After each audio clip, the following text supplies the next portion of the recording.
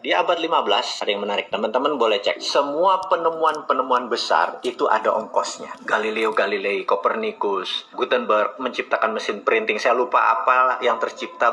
Newton dengan Principia of Matematikanya gitu ya. Pada saat 14 sekian dan 15 sekian mendadak Eropa menjadi dunia baru, pinter semua dan teknologi maju dengan cepat. Padahal kemajuan teknologi dan peradaban itu memerlukan biaya mahal. Nah, maka sejarawan menduga bahwa harta-harta Templar tadi yang di permukaan jadi shadow, menjadi pembiaya semua penemuan-penemuan teknologi. Kemudian seperti bank pertama kali diciptakan di Italia, printing money pertama kali diciptakan di beberapa negara Eropa, masih belum berupa negara Eropa tapi kerajaan. Bahkan bank tertua di dunia di Italia sampai saat ini udah 500 tahun pun masih hidup, masih ada, masih jalan. Yang kita mau mengingatkan adalah menduga bahwa tadinya Templar dengan kekayaan di permukaan mereka main shadow. Kita lanjutkan shadow ini ya. Dan shadow ini mulai banyak, makanya saya pernah menceritakan tentang the winners get all. Jadi mereka mengontrol vena, mereka mengontrol bukan uangnya tapi jalur distribusi keuangan tersebut yang mereka kontrol. Kita tahu di abad 20, 1910 ya, kita lompat lagi 1910, waktu itu mata uang dunianya ada dua yang besar, yaitu pound sterling dan Swiss franc. Dan talipan nomor satu tetap pound sterling. Pound sterling menguasai 80% transaksi di dunia di awal-awal abad 20, tentunya abad 19 dia lebih berkuasa. Jadi teman-teman harus ingat bukan dolar atau belum dolar. Di 1910 ada sebuah rapat yang sangat fenomenal. Jadi kalau di 1989 kita lompat sebentar ke Tiongkok, China. Di situ ada The Secret Meeting That Changed China tahun 89. Nah, tahun 1910 ini ada The Secret Meeting That Changed Dollar, ya dolar gitu ya. Jadi ada sebuah meeting besar di Jacqueline Island. Jadi teman-teman boleh cek Jacqueline Island 1910 gitu ya. Apa yang terjadi? Jacqueline Island 1910. Nah, di situ akan Anda lihat bahwa ada rapat yang luar biasa antara Partai Republik seperti sekarang ini lagi rapat dengan Partai Demokrat yang diinisiasi oleh keluarga Rothschild. Kita akan masuk sebuah nama nih, keluarga Rothschild. Oke, kemudian apa inisiasinya? Inisiasinya adalah meminta currency dunia adalah dolar gitu ya. Sementara pada saat itu Demokrat sangat cenderung miring ke Inggris atau ke Britania dan mereka sangat tidak setuju dengan mata uang menggunakan dolar. Walaupun dolar adalah dolar Amerika, tapi mereka merasa nggak akan bisa dolar mengontrol 80% transaksi dunia. Sama seperti apa yang dilakukan yuan pada saat ini dengan 1,7% dari nilai transaksi dunia. Kita tahu 70-80% adalah menggunakan dolar. Toto yuan menyatakan dirinya akan challenge Amerika. Jadi sama persis seperti apa yang dimaui Rothschild, yaitu walaupun pound sterling dan Swiss franc juga dikuasai Rothschild, tapi dia ke depan melihat bahwa dolar is the future, dolar is the sunrise. Nah, ditolak oleh Partai Demokrat karena waktu itu Partai Demokrat lebih dominan. Anda boleh cek di Wikipedia sekarang. Separuh dari Partai Demokrat, kongresmen dari Partai Demokrat dan senator dari Partai Demokrat itu ada di kapal Titanic. Dan kita tahu kapal Titanic siapa yang membiayai dan kemungkinan besar kapal itu ditenggelamkan. Dan kita semua tahu begitu rapat kembali untuk menyatakan dolar adalah akan menjadi world currency, Partai Demokrat hanya separuh dan kongres menandatangani semua. Akhirnya the winner is Rothschild gitu ya. Nah, kalau saya ngomongnya ngawur, Anda cek di Wikipedia. Dan kalau di Wikipedia di situ ada Jacqueline Island, ada 1910, ada Rothschild yang membiayai Titanic, ada separuh Partai Demokrat anggotanya mati di kapal Titanic, semua ada di Wikipedia. Bukan ngarang saya ini. Saya cuma teman-teman yang muda-muda yang belum ingat ya saya ingatkan aja. Ini pelajaran-pelajaran dasar. Mungkin saya ada miss waktu atau miss jumlah, tapi kita semua get the point lah maksudnya. Oke, di tahun 45 di mana Amerika sudah menjadi pemenang perang dengan Eropa dan Amerika kontrol the world. Jadi ingat bahwa di tahun 45 itu terjadi sebuah keputusan adalah world currency adalah dolar, di mana delegasi Prancis tidak setuju, tapi 2 minggu kemudian delegasi Prancis menandatangani persetujuan tersebut. Kemudian Perang Dunia Kedua berakhir dan dunia menjadi baru dengan tatanan dunia baru. Oke, saya mau melompat lagi bahwa itu adalah cerita sejarah mundur dari zaman Templar sampai 1945, kemudian selama 70 tahun, ya sampai sekarang 75 tahun, Amerika control the world, Amerika control the currencies, Amerika kontrol semuanya. Ingat, saya mau menceritakan bukan Amerika yang kontrol world mengenai sistem pembayaran. Amerika memang memiliki dolar sebagai world currency, tetapi kita mau mengingatkan bahwa sistem pembayaran, payment system, payout system, transaksi masih dikuasai oleh globalis. Saya mau kasih contoh, dan berkali-kali cerita ini saya udah kasih contoh kepada teman-teman semua. Kalau saya punya uang, saya mau transfer $1.000 ke rekening Anda, sahabat semua, kita datang ke Bank Mandiri, saya ngisi formulir nama Anda, kemudian saya kasih $1.000-nya ke bank tersebut.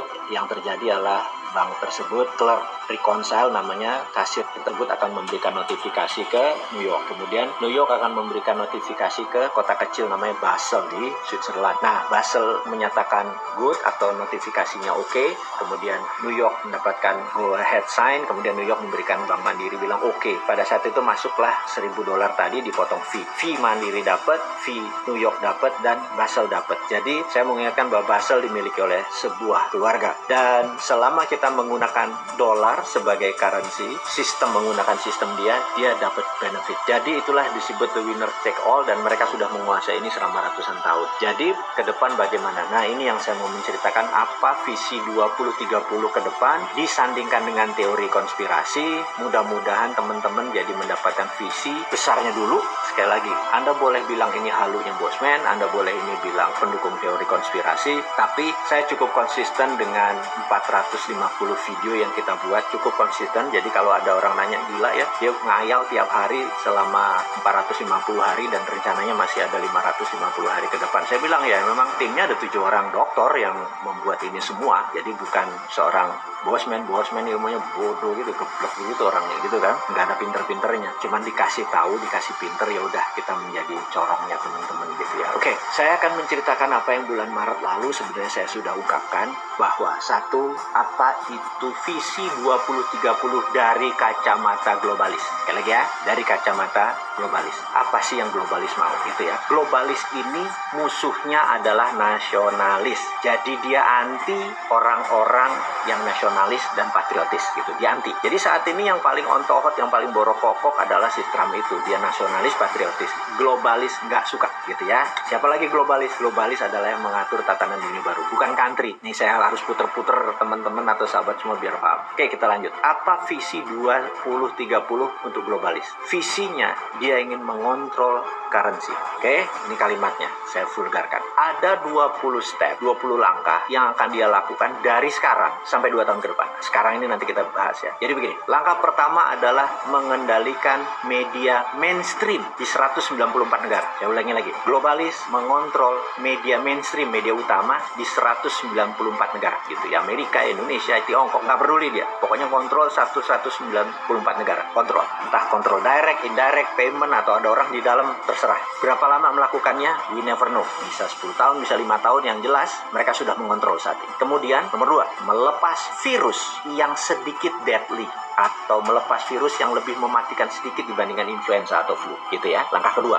Langkah ketiga, semua media yang di tangan dia dibuat berita-berita bahwa COVID menakutkan, mematikan. Anda lihat video di Cina ada orang mati berdiri, di Italia ada gini. Sahabat semua, itu by design, itu propaganda ya. Nomor 3, create fear, menciptakan ketakutan. Keempat, menyarankan total lockdown, Nah, tujuannya apa? Tujuannya dia ingin memukul ekonomi hingga separuh dari transaksi di dunia saat itu gitu ya. Kemudian dia ingin 50% populasi dari tenaga kerja menjadi unemployed, tidak bekerja. Oke? Dan ini dipukul bergantian dengan total lockdown di beberapa negara gitu ya. Nomor 5, dia menyebarkan PCR yang sangat sensitif. Ini harus diingat lagi ya. Menyebarkan PCR yang sangat sensitif. Dengan kesensitifan yang sangat sensitif tersebut sehingga di mana-mana COVID ini menyebar seakan-akan sangat cepat gitu ya. Oke, saya lanjutkan lagi. Dan ini terus dipukul sampai November kemarin karena tujuannya adalah political tool untuk memukul Trump. Jadi Trump menang atau Trump kalah, tugas COVID dalam political tool sudah selesai. Tapi tugas COVID sebagai pandemic, sebagai economic tool, sebagai biological tool, pandemic tool masih belum selesai. Sekali lagi, political tool sudah selesai. Karena political tool sudah selesai, maka tugas COVID sudah berbeda nih ya. Sekali lagi. Dan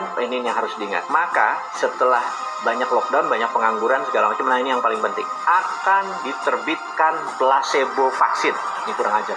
placebo vaksin ini tingkat penyembuhannya mungkin hanya setengah orang yang punya antibodi. Jadi gini, orang yang kena COVID, katakanlah dia OTG tanpa gejala, kemudian dia sembuh, tubuhnya sudah ada antibodi. Tapi mereka yang kena lebih parah, misalnya sampai dirawat, sampai perlu plasma, atau sampai memerlukan itu, sembuh, maka antibodi dia lebih tinggi daripada yang OTG tadi. Vaksin yang nanti yang kita sebut placebo vaksin ini bahkan tidak sampai setengah dari orang yang punya antibodi itu. Jadi rendah sekali gitu ya, rendah sekali. Kita sampai tahap ini nih yang saya mau bicarakan. Lalu nanti, sekali lagi, ini belum terjadi. Ada 20, ini nomor 8. Saya ada beberapa yang saya skip sengaja ya, biar teman-teman terus intens dengan saya, intens dengan teman-teman di sosial media. Jadi ini nomor 8. Nomor 9, nomor 8 itu apa tadi? Diterbitkan vaksin placebo. Ingat, kenapa vaksin placebo? 40 tahun AIDS itu beredar di dunia, belum ada vaksinnya. Sekarang kita mau nanya, kenapa ini 1 tahun mendadak ada vaksinnya gitu ya? Oke, kita sekedar skip, hanya pertanyaan kritis saja. Nanti setelah ini, setelah vaksin placebo ini diterbitkan, ini sekali lagi saya baca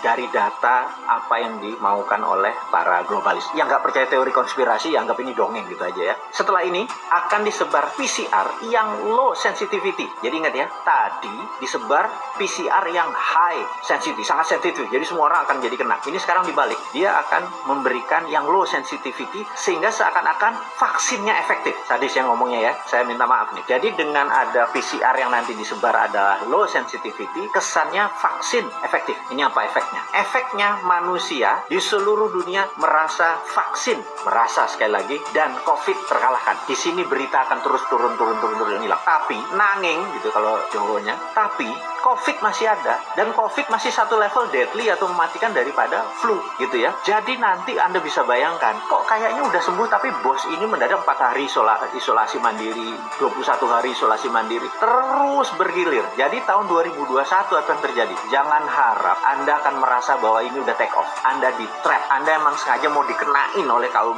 globalis itu supaya terpapar lebih dari 60% penduduk dunia. Itu targetnya. Dengan terpapar itu dengan tingkat kematian 3-4%, hilang berapa puluh ribu atau ratus ribu manusia. Itu tujuan mereka gitu ya. Dan sekali lagi, teori konspirasi Anda boleh nggak percaya. Wes sakarepmu, bosman kok gitu, nggak sakit hati kita. Lanjut ya. Nah, setelah tadi PCR tadi low sensitivity, orang lupa, orang keluar lagi, tapi waduh, yang sakit, yang terpapar yang kesana kemari makin lebih cepat. Itu maunya mereka, dan ekonomi makin berantakan karena kita makin kikuk. Kok ini lockdown apa enggak, PSBB apa enggak, makin kusut. Dunia ke depan itu makin kusut gitu. Nah, lalu siap apa yang mereka luncurkan? Mereka akan meluncurkan digital currency, ini yang sebenarnya mereka mau gitu.